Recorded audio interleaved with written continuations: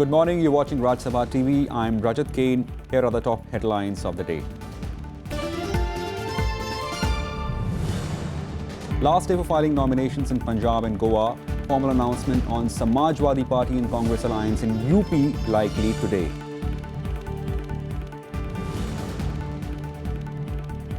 RBI Governor to brief Parliamentary Panel on demonetization impact and steps taken to ease cash crunch. Congress to gherao RBI offices across country to protest note ban.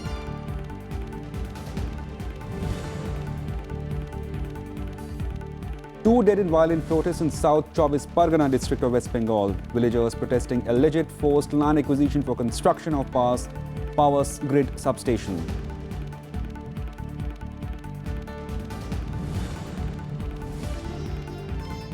Nigerian Air Force bombs refugee camp by mistake. More than 100 killed and several aid workers wounded.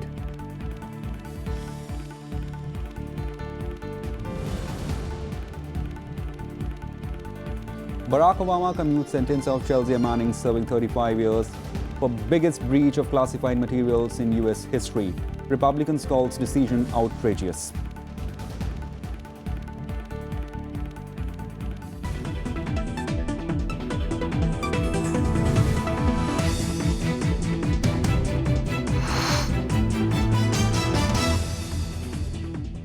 A formal announcement on Samajwadi Party-Congress alliance in Uttar Pradesh is likely today.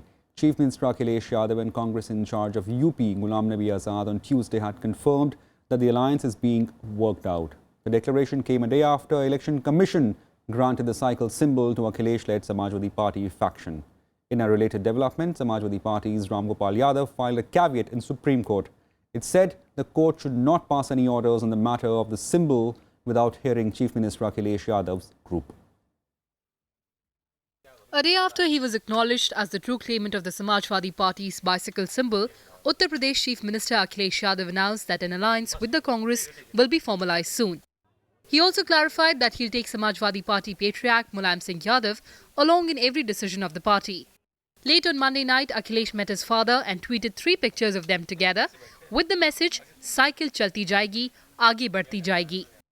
Meanwhile, ending all speculation, Congress leader Ghulam Nabi Azad confirmed that his party will fight the Uttar Pradesh Assembly elections under the leadership of Akhilesh Yadav. At the moment, at this point of time, I am just confirming that the alliance between Samajwadi Party under the leadership of Mr. Akhilesh Singh and Congress Party is going to be there.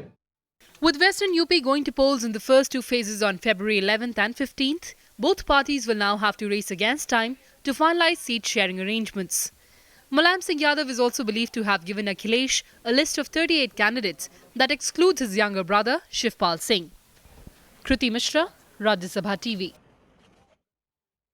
Let's listen to more political reactions on the imminent SP-Congress alliance in Uttar Pradesh.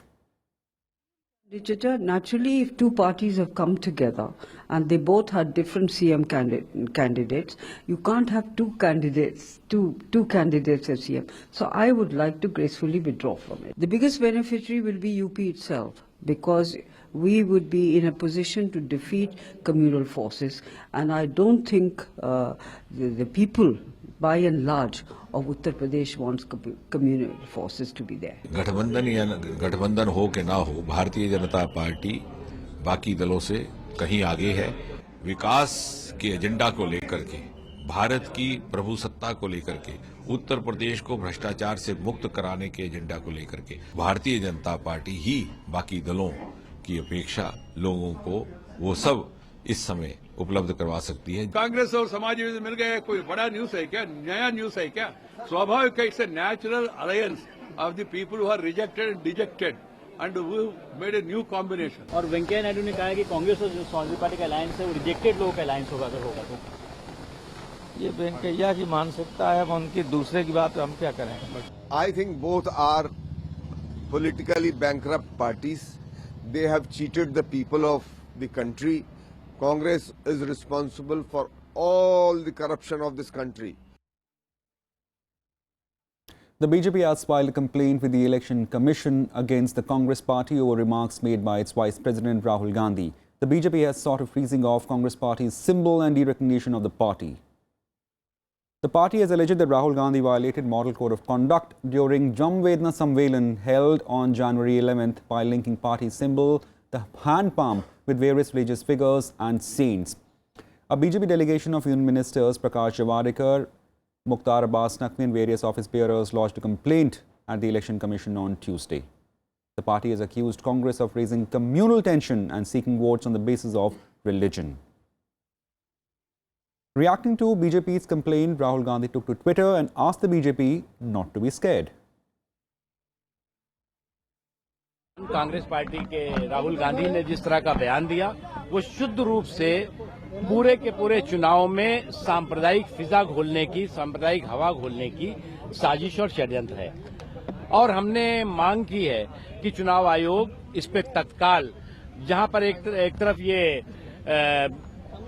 Corrupt practices का case बनता है, वहीं दूसरी ओर स्पष्ट रूप से आदर्श चुनाव आचार संहिता का भी उल्लंघन है और इस पे चुनाव आयोग को कड़े से कड़े कदम और कार्रवाई की जाती। ये मजहब का भी अपमान है, मजहब का उपयोग है राजनीति के लिए और महापुरुषों का अपमान है और इसलिए इस पर कड़ी कार्रवाई की हमने मांग की है। A team of Election Commission officials headed by Chief Election Commissioner Naseem Zaidi will be in Dehradun today to review poll preparedness in Uttarakhand. During their two-day visit, the CEC and the election commissions will meet the administration in charge and office of enforcement agencies. The commission will also meet representatives of the political parties.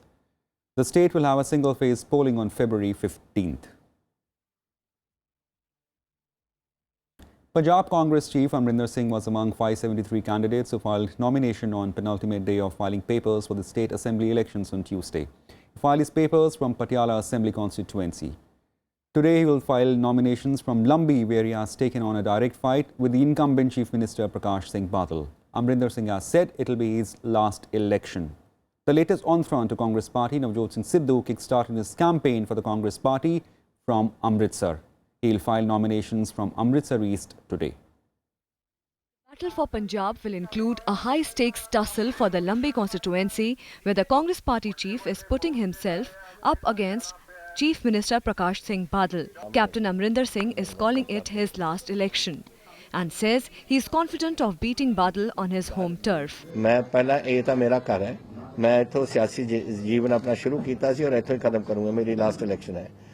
ਉੱਥੇ मैं ਉਹਦੇ ਬੰਦਾ ਬਣਾਉਣਾ ਉਹਨੂੰ, ਬਸ ਇੰਨਾ ਫਰਕ ਹੈ। ਉਹ ਜਿਹੜਾ ਬੰਦੇ ਨੇ ਲੁੱਟ ਲਿਆ ਪੰਜਾਬ, ਜਿਹੜੇ ਬੰਦਿਆਂ ਨੇ ਤਬਾਹ ਕਰਤਾ ਪੰਜਾਬ, ਉਹਨਾਂ ਨੂੰ ਸਬਕ ਸਿਖਾਉਣਾ ਪਊਗਾ। The former Punjab Chief Minister is also fighting from the Patiala constituency, where he is up against the former Army Chief General J.J. Singh, who is contesting on a Shiromani Akali Dal ticket. Asked about who is the chief ministerial face of his party, Amrinder Singh says the Congress president will decide the issue. Sir ਤੁਸੀਂ CM candidate ਹੈਗੇ ਮਤਲਬ as a I don't know. That is Congress president का decision. I am actually sometimes very surprised. We have had Field Marshal Karyappa, we have had General Sharinagesh as our chiefs, we have had General Timaya as our chief, Field Marshal Manekshaw, फिर आगे JJ Singh थे। कित्थे जा रही है फौज साडी, कित्थे जा रहा है मुल्क? I grew up here. My roots are here. My ancestors came here.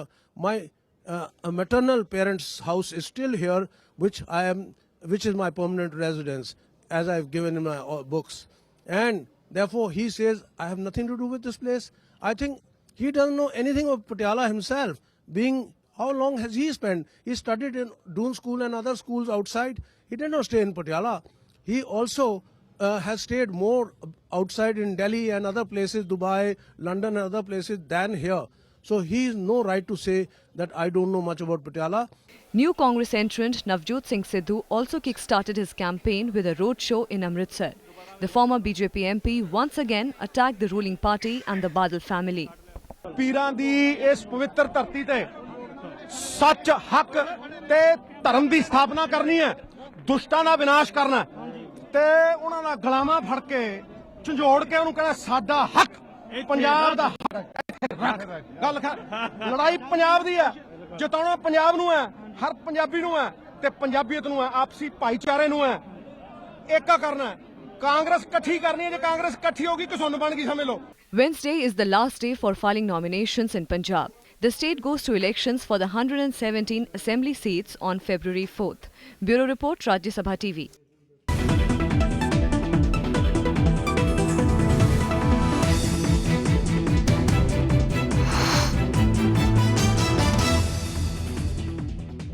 Time for a short break. More on the other side.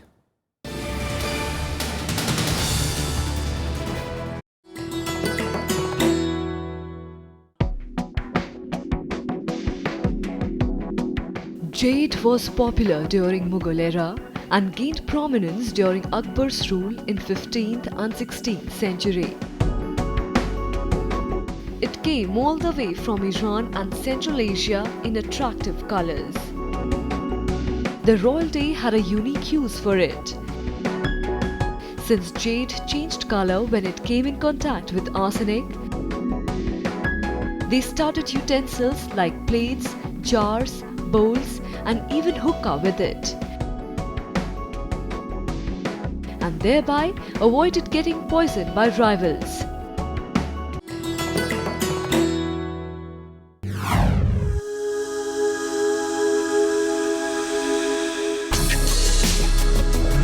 Tales that inspire. Stories of social change. A salute to diversity, promoting public discourse. Events that motivate, inspiring the innovative spirit. Watch Rajya Sabha television documentaries.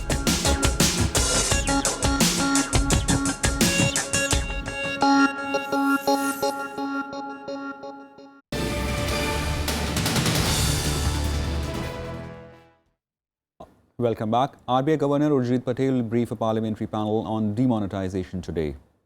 Urjit Patel is expected to explain the impact of note ban on the economy and the steps taken by the RBI to deal with the crash crunch. Representatives of Union Finance Ministry and representatives of the bank, including State Bank of India, are scheduled to be present at a meeting. The parliamentary panel is headed by Congress leader and former Union Minister Veerappa Moily.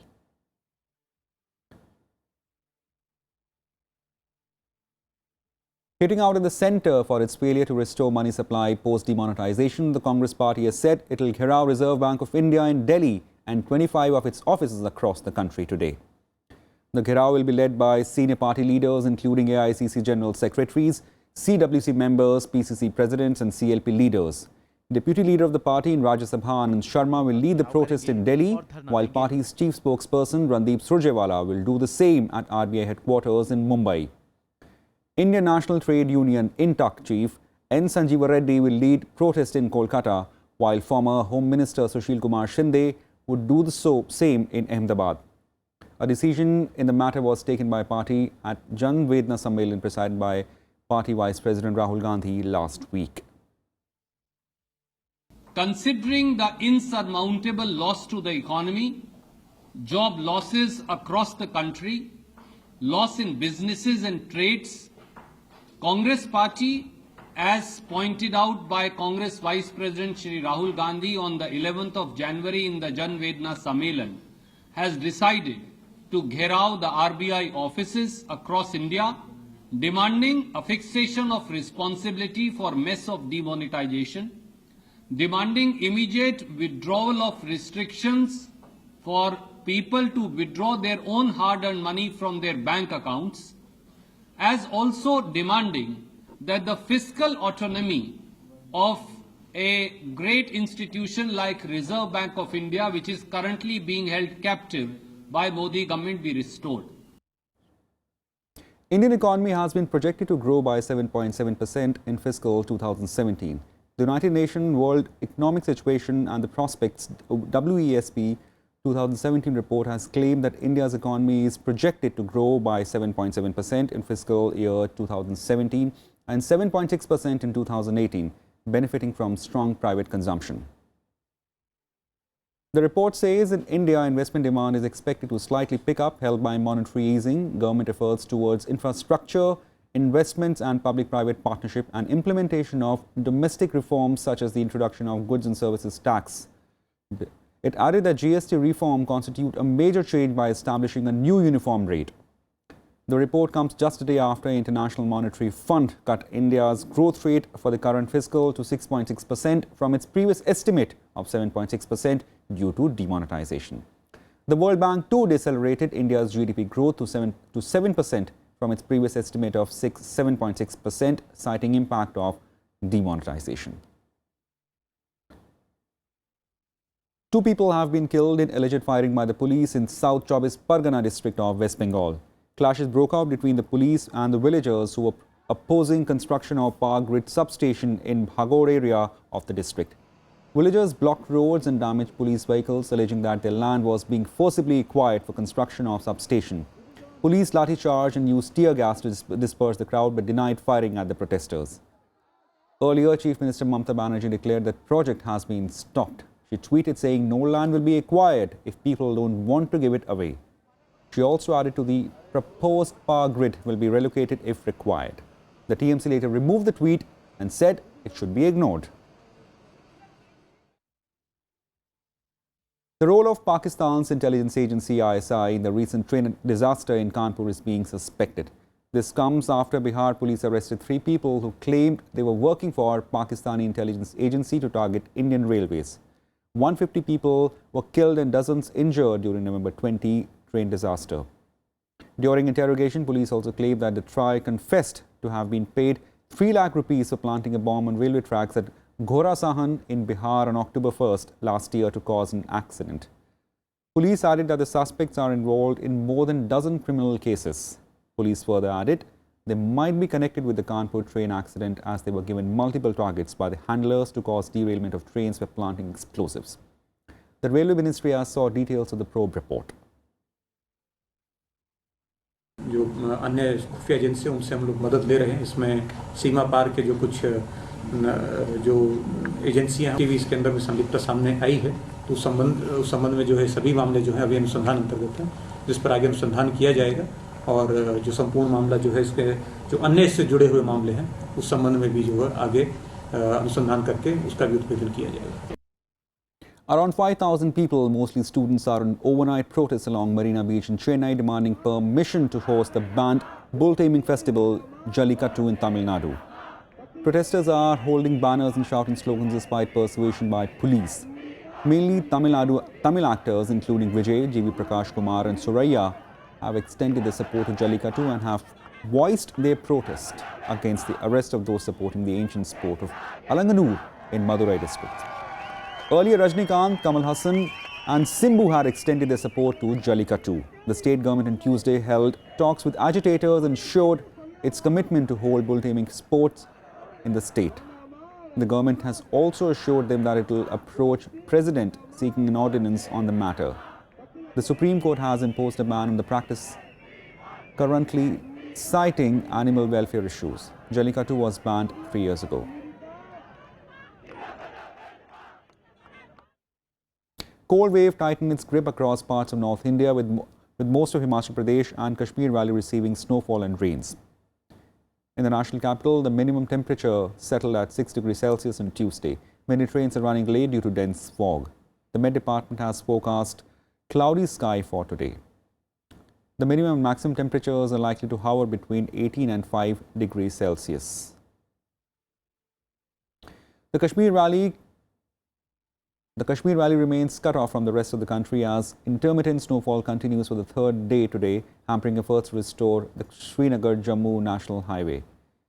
Flight services have also been hit. All stranded vehicles have been moved to safer places along the highway. Meanwhile, Kashmir University has also suspended classwork till January 29 besides postponing examinations scheduled for the next 2 days. In Himachal, biting cold wave condition further intensified as mercury dropped by a few notches and high altitude areas froze under sub-zero temperatures.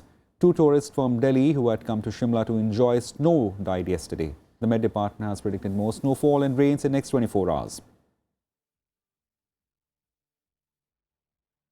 Cold conditions further intensified in Odisha, Rajasthan, Punjab and Haryana. Bhubaneswar recorded a minimum temperature of 13.4 degrees Celsius, while Churu in Rajasthan recorded a low of 0.8 degrees Celsius. Haryana government has extended the holidays in government and private primary schools in the state by 2 days. से शाम से बर्फबारी हो रही है और रास्ता बंद है और हमारे यहाँ पर जो फरियाज और सुरनकोट की तरफ जाती है रोड ये बंद है बिल्कुल, और बिजली के खंभे गिर चुके हैं। हमारी कल से लाइट भी बंद है। ये बर्फ गिरने से हमारा लेह में खासकर किसानों बहुत खुश मौका महसूस हो रहा है कि पहले यहाँ भी दो तीन बार हमने पूजा किया कि यहाँ बर्फ नहीं गिर रहा है। आज हमारा पूरा किसान बहुत खुश है कि आज लेह में बर्फ गिर रहा है। फर्स्ट टाइम हमने स्नो गिरता हुआ देखा है। ये बिल्कुल एकदम out of the world experience है। देख रहे हैं कि डल लेक भी जम गई है और चारों तरफ सब कुछ सफ़ेद सफ़ेद हो रखा है। पेड़ों पर बिल्कुल एकदम बर्फ फ्लावर की तरह टंगा हुआ है और रास्ते में भी काफ़ी ज़्यादा वाइट कारपेट की तरह बिछा हुआ है। तो ये out of the world experience है। हमें तो यहाँ कर बहुत अच्छा लगा। विंड्स हैं, नॉर्थ वेस्टर्ली विंड्स आ रही हैं जो हमारे मैदानी क्षेत्रों में आ रही हैं, जो कि राजस्थान में पहुँच रही हैं, पंजाब, हरियाणा और यूपी तक कवर कर रही हैं। इसकी वजह से जो बर्फीली हवाएं हैं वो हमारे रीजन में पहुंच रही हैं और टेम्परेचर में गिरावट हुई है। जो आप जिसे आप बोल रहे हैं कि कोल्ड वेव कंडीशन चल रही है वो फॉर्म हुई है। तो तापमान में गिरावट उन हवाओं की वजह से हुई है जो कि आपकी बर्फबारी की वजह से पहाड़ी एरिया से आ रही हैं। A mistake by any military can be catastrophic. On Tuesday, Nigerian Air Force, on a mission against Boko Haram extremists, mistakenly bombed a refugee camp in northeastern Borno state. At least 100 people, including aid workers, are among those killed. Over 200 others have been injured. The bombing took place as run near Nigeria's border with Cameroon, where the military is engaged in what it calls a final push against Boko Haram extremists. Those killed in the strike include refugees, those working for Doctors Without Borders, as well as Red Cross aid workers. Nigerian forces have ordered investigation, while President Muhammadu Buhari expressed dismay and urged calm. Borno state is a home to highest population of refugees in Nigeria, the majority displaced by fighting between government troops and Boko Haram insurgents. Late morning today, we received reports of the gathering of Boko Haram terrorists around somewhere in Kalabaghe local government area of Borno State. We got the coordinates and I directed that the air should go to address the problem. Unfortunately, the strike was conducted, but it turned out that the locals somewhere in Iran were affected. These are results of the fog of war. It's unfortunate. We are speaking about a location that was really hard to reach, where people for more than 6 months could not access basic already assistance, where population was really in a very bad situation with also extremely severe acute malnutrition on spots. And now on top of that, now we have these mass casualties with these massive, casualties due to a direct bombing of a highly populated area. So it's really like the worst you can imagine in terms of situation. US President Barack Obama has commuted sentence of former military intelligence and analyst Chelsea Manning. She was behind the biggest breach of classified materials in US history. Manning was convicted of stealing and disseminating 750,000 pages of documents and videos to WikiLeaks. The material, which WikiLeaks published in 2010, included a classified video of a US helicopter attacking civilians and journalists in Iraq in 2007. Labeled Collateral Murder, the film drew criticism from human rights activists. Manning was found guilty of 20 out of 22 possible charges, but not convicted of more serious one of aiding the enemy. She was sentenced to serve 35 years in prison in 2013, but her attorney argued that a sentence exceeded international legal norms and she has twice attempted suicide. While the presidential commutation, the 29-year-old transgender Manning will now be freed on 17th May instead of a scheduled 2045 release. While WikiLeaks welcomed the Obama administration's decision on social media, Republican Senator John McCain said the president's decision was a grave mistake. House Speaker Paul Ryan called the decision outrageous. Obama has now granted more commutations than any president in the nation's history.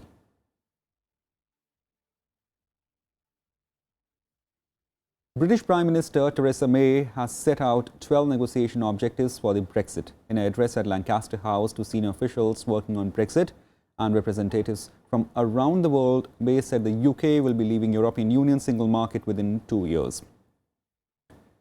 She, however, added that implementation of deal will be phased to avoid a cliff edge. She also revealed that talks on new trade deals with countries like India are on work. She added that UK would pursue a fresh tariff trade agreement with European Union. Her 12 objectives broadly covered aspects of certainty, control over own laws, strengthening the Union, maintaining the common travel area with Ireland, control of immigration, right of European Union citizens in Britain and British nationals in European Union, among others. On to some sports news now. On day 3 of Australian Open, several top tennis players will be in action today in singles second round event. In the men's singles, Swiss player Roger Federer will take on American Noah Rubin and Jay Sonia of France will take on Serbian Dusan Lajovic. Stalia's Wawrinka will clash with S. Johnson while Andrei Rublev will face number 1 Andy Murray. 6-time champion Novak Djokovic also entered the second round, beating Spain's Fernando Verdasco in straight sets 6-1, 7-6, 6-2. In women's single event, Venus Williams will open proceedings against Swiss qualifier Stephanie Wukla. Karine Whithorse will take on defending champion Angelique Kerber.